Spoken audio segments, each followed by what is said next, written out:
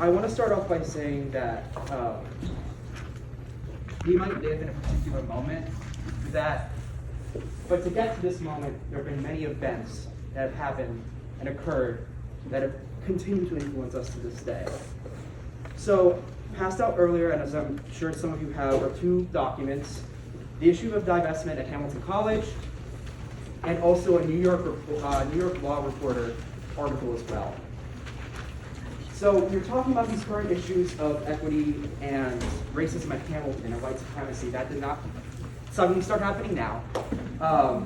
If we look back to 1987, and the years, probably 1986 more so to be exact, before the Apartheid protest happened here at Hamilton, there was harassment of several black students. There was one black student who received death threats from off campus, and then two other black students who received harassment from other students on campus. That being said, Apartheid really started to take off, and the protests that came after that. Huh? Sorry, can you speak up a little bit? Yes, sorry. Damn, I keep talking louder.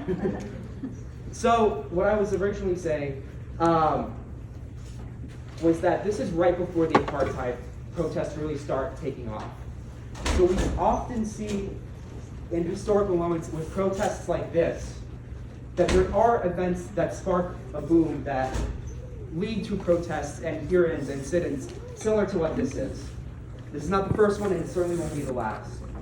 But the divestment campaigns at Hamilton were led by mainly black and brown students and other faculty allies.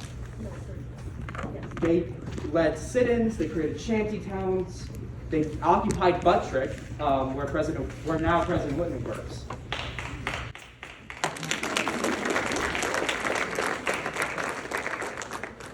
Again, the things we do now are not necessarily new. The same historical patterns may repeat and are going to kind of filter through and look very similar, but that does not mean the situations surrounding them are always necessarily the same. But the root causes are still there. So if you turn to the third page, there's specific reference to May 1st, 1986, where students were actually occupying Buttrick, and the then president, Martin Carnavo, who Martin's Way is named after actually, threatened to arrest and call the police on the students occupying Buttrick. And they were simply asking for a meeting to talk about divestment from apartheid South Africa, which is like the bare minimum, even back then. And what actually ended up happening was that same month, multiple students were sitting in, it was about 60 students, and the president said, okay, if you don't leave this time, we're gonna call the police, and you're gonna be suspended. And if you're not gone in the morning, you will be suspended. So about 12 students were left in the morning, and the college ended up suspending all of them because they didn't want to divest from South Africa. There's been similar divestment movements since then, so this is, again, not new. But from there, the students actually sued Hamilton College, and that's what the second article refers to. The New York Law Reporter. It should be the document referring to suspensions from college. New York State courts, or the federal courts, I believe, actually ruled that Hamilton had seriously broken laws, and that they actually set a new standard that if you're going to suspend students for more than 15 days, they had to have a judicial hearing or a disciplinary hearing.